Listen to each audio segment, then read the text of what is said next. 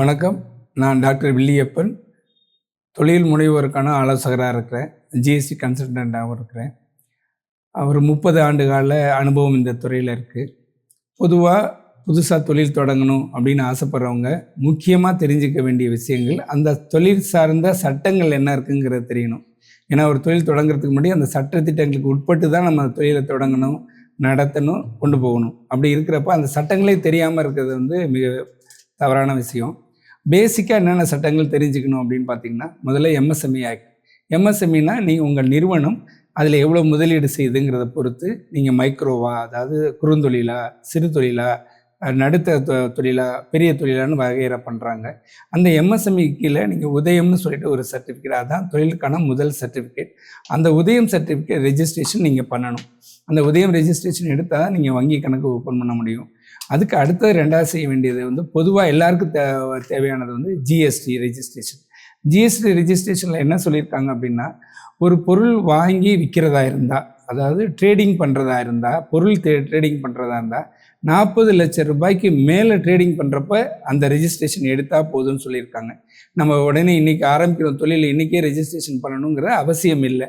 நம்ம தொழிலில் மாதாந்திரம் 1 லட்சம் தான் சேல் ஆகும் அப்படின்னா 12 லட்சம் தான் ஆகும். அப்போ 12 லட்சம்னா நமக்கு அந்த பதிவு தேவையில்லாமல் ஒரு பதிவு எடுத்துகிட்டு அதுக்கான கம்ப்ளைன்சஸ், ஏன்னா எந்த ஒரு பதிவு எடுத்தாலும் அதுக்கான ஒரு பீரியாடிக்கல் கம்ப்ளைன்சஸ் இருக்கும். மந்த்லி ரிட்டர்ன், ஆனுவல் ரிட்டர்ன் அப்படின்னு, குவார்டர்லி ரிட்டர்ன், ஆஃபர்லி ரிட்டர்ன் இருக்கும். இதெல்லாம் நம்ம ஃபைல் பண்ணோன்னா எல்லாத்துக்கும் தண்டம், அதாவது பெனல்ட்டி போடுவாங்க அரசாங்கத்தில். அதனால் அதை தெரிஞ்சிக்க வேண்டியது ரொம்ப முக்கியம். ஜிஎஸ்டி ஆக்டில் பொருள் விற்கிறதா இருந்தால் 40 லட்ச ரூபாய்க்கு மேலே ஆண்டுக்கு விற்பனை செய்கிறதா இருந்தால் மட்டும் ரெஜிஸ்டர் பண்ணால் போதும். அப்படி இல்லைன்னா B2B சொல்லுவோம், அதாவது பிஸ்னஸ் டு பிஸ்னஸ் சேல்ஸ் பண்ணுறோம், இன்புட் டேக்ஸ் கிரெடிட்டை நம்ம பாஸ் ஆன் பண்ணணும் அப்படின்னா மட்டும் டே 1லேருந்து ஜிஎஸ்டி ரெஜிஸ்ட்ரேஷன் எடுத்துக்கலாம். சர்வீஸ் பண்ணுறவங்களா இருந்தாங்கன்னா வருஷ வருமானம் 20 லட்சத்துக்கு மேலே இருந்தால் தான் ரெஜிஸ்டர் பண்ணுங்கிறது கட்டாயம். 20 லட்சத்துக்கு கீழே இருந்தால் ஜிஎஸ்டி ரெஜிஸ்ட்ரேஷன் தேவையில்லை. ஸோ ஒரு தொழில் ஆரம்பிக்கணும்னா நம்பர் 1 உதயம் ரெஜிஸ்ட்ரேஷன், 2வது ஜிஎஸ்டி ரெஜிஸ்ட்ரேஷன் எடுக்கணும். 3வது நம்ம என்ன தொழில் செய்கிறோங்கிறது தகுந்த மாதிரி, நம்ம என்ன ப்ராடக்ட் பண்ண போகிறோங்கிறது தகுந்த மாதிரி அந்த நேமை ட்ரேட்மார்க் ரெஜிஸ்ட்ரேஷன் செய்யணும். ட்ரேட்மார்க் ரெஜிஸ்ட்ரேஷன் செய்கிறது எதுக்காகனா, நம்ம தொழிலை நாளைக்கு யாரும் காப்பி அடிக்கக்கூடாது பேரில். இப்போ நீங்கள் ஒரு ஃபுட் ப்ராடக்ட், ஏபிசி ஃபுட் ப்ராடக்ட்னு ஆரம்பிக்கிறீங்க அப்படின்னா, நாளைக்கு நீங்கள் வளர்ந்ததுக்கப்புறம் ஏபிசி ஃபுட் ப்ராடக்ட்ஸ் இன்னொரு டூப்ளிகேட் போடக்கூடாதுன்னு நினச்சிங்கன்னா அந்த நேரத்தில் ட்ரேட்மார்க் ரெஜிஸ்ட்ரேஷன் பண்ணிக்கலாம். அதே ஒரு இன்ஜினியரிங் கம்பெனி ஆரம்பிக்கிறோம், நம்ம சின்ன லெவலில் தான் நடத்த போகிறோம்னா அதுக்கு ட்ரேட்மார்க் ரெஜிஸ்ட்ரேஷன் பண்ண வேண்டிய அவசியம் இல்லை. ஸோ அவசியத்துக்கு தகுந்த மாதிரி ட்ரேட்மார்க் ரெஜிஸ்ட்ரேஷன் பண்ணிக்கணும். அடுத்தது என்எஸ்ஐசி ரெஜிஸ்ட்ரேஷன் சொல்லுவோம். அதாவது நீங்கள் பிஸ்னஸ் பண்ணிகிட்டு இருக்கிறீங்க, அரசாங்கத்தில் நீங்கள் அரசு துறைகளுக்கு நீங்கள் விற்பனை செய்யணும். அதில் இஎம்டி இருக்கும், அதாவது ஃபஸ்ட்டு ஏர்னர்ஸ் மணி டெபாசிட் சொல்லுவாங்க. அது கட்ட வேண்டாம்னு நினச்சிங்கன்னா என்எஸ்ஐசி ரெஜிஸ்ட்ரேஷன் எடுக்கணும். இந்த மாதிரி ஒவ்வொரு துறை சார்ந்து இப்போ ஃபுட் லைசன்ஸு, அதாவது FSSAIன்னு சொல்லுவோம், ஃபுட் லைசன்ஸு. ஃபுட் ப்ராடக்ட் நீங்கள் ஹேண்டில் பண்ணுறீங்க, ஒன்று ஸ்டோரேஜ் பண்ணுறீங்க, இல்லை ட்ரேடிங் பண்ணுறீங்க, இல்லை மேனுஃபேக்சரிங் பண்ணுறீங்கன்னா நீங்கள் FSI லைசன்ஸுங்கிற ஒன்று எடுக்கணும். இதே ஃபார்மாசிட்டிக்கல் ப்ராடக்ட்ஸ், ட்ரக் ப்ராடக்ட்ஸ் நீங்கள் டீல் பண்ணுறீங்க, ட்ரேடிங் பண்ணுறீங்க, இல்லை மேனுஃபேக்சர் பண்ணுறீங்க அப்படின்னா ட்ரக் லைசன்ஸ் எடுக்கணும். இந்த மாதிரி ஒவ்வொரு துறை சார்ந்தும் நிறைய ரெஜிஸ்ட்ரேஷன் எடுக்க வேண்டியிருக்கு. நீங்கள் என்ன தொழில் செய்கிறீங்கிறத பொறுத்து இது எல்லாமே நீங்கள் செய்யணும். அது மட்டும் இல்லை, எல்லாருக்கும் பொதுவானதுன்னு பார்த்தீங்கன்னா பொல்யூஷன் கண்ட்ரோல் போர்டு ரெஜிஸ்ட்ரேஷன். அது என்ன அப்படின்னா, நீங்கள் உங்களோட உற்பத்தி செயல்பாட்டில் அந்த மாதிரி செயல்பாடு பண்ணுறப்ப ஏர் பொல்யூஷனோ, வாட்டர் பொல்யூஷனோ, இல்லை நாய்ஸ் பொல்யூஷனோ இருக்குது அப்படின்னா நீங்கள் இந்த துறைக்கு கீழே பதிவு செய்ய வேண்டியது ரொம்ப முக்கியம்.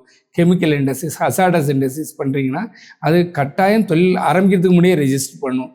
இதில் பார்த்தீங்கன்னா தொழில் அந்த நிறுவுவதற்கான ஒரு சர்டிஃபிகேட் கொடுப்பாங்க, அதுக்கப்புறம் தொழில் தொடங்குறதுக்கான ஒரு சர்டிஃபிகேட் கொடுப்பாங்க. Consent to install, consent to operate அப்படின்னு சொல்லுவாங்க. அந்த மாதிரி லைசன்ஸு நீங்கள் முன்னாடியே எடுக்கணும். லோக்கல் ஃபயர் ஆஃபீஸில் ஃபயர் லைசன்ஸ் எடுக்கணும். 20 தொழிலாளர்களுக்கு மேலே போயிட்டிங்கன்னா உங்களுக்கு தொழிலாளர் சார்ந்த சட்டங்கள் உங்களுக்கு வந்துடும். அப்போ பார்த்தீங்கன்னா 10 பேருக்கு மேலே நீங்கள் எம்ப்ளாய் பண்ணால் இஎஸ்ஐசி ஆக்ட் அப்படின்னு ஒரு சட்டம் இருக்குது, அதுக்கு கீழே நீங்கள் பதிவு பண்ணணும்.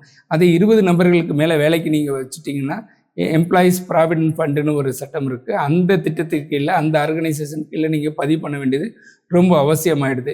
இப்போ 1/4/2025 4 லேபர் கூட மத்திய அரசாங்கம் அறிமுகப்படுத்தியிருக்காங்க. இந்தியா பூரா இது இம்ப்ளிமெண்ட் ஆகிருக்கிறதுனால அந்த 4 லேபர் கோடு என்னங்கிறத தெரிஞ்சுட்டு அதுக்கு தகுந்த மாதிரி வேலை செய்யணும். ஒரு ஷாப்ஸ் ஆரம்பிக்கிறீங்க அப்படின்னா ஷாப்ஸ் அண்ட் எஸ்டாப்ளிஷ்மெண்ட்னு ஒரு ஆக்ட் இருக்குது, அதுக்கு கீழே ரெஜிஸ்டர் பண்ணும். ஸோ எந்த தொழில் முனைவோராக இருந்தாலும் நீங்கள் என்ன தொழில் செய்ய போகிறீங்கன்னு தெரிஞ்சுக்கிட்டு அதை டிஃபைன் பண்ண உடனே ஒரு தொழில் முறை ஆலோசகர் யார்ட்டையாவது கேட்டு என்னென்ன ரெஜிஸ்ட்ரேஷன்லாம் வேணுமோ அது எல்லாத்தையும் நீங்கள் ரெஜிஸ்ட்ரேஷன் எடுக்க வேண்டியது கட்டாயம். அப்படி எடுக்கலைன்னா என்ன ஆகும் அப்படின்னா நிறைய பெனல்ட்டி கட்ட வேண்டிய ஒரு சூழ்நிலை வந்துடும். அதெல்லாம் தவிர்க்கணும், அந்த மாதிரி அசம்பாவிதங்கள்லாம் வராமல் நடக்கணும்னு நினச்சிங்க அப்படின்னா நீங்கள் எல்லா துறையிலையும் அது சார்ந்த ரெஜிஸ்ட்ரேஷன் எடுக்கணும். அந்த மாதிரி உங்களுக்கு ஏதாவது சந்தேகங்கள் இருந்தால் நீங்கள் கீழே உள்ள நம்பருக்கு தொடர்பு கொள்ளுங்க. நான் உங்களுக்கு அதுக்கான விளக்கங்கள் அளிக்க தயாராக இருக்கிறேன். நன்றி.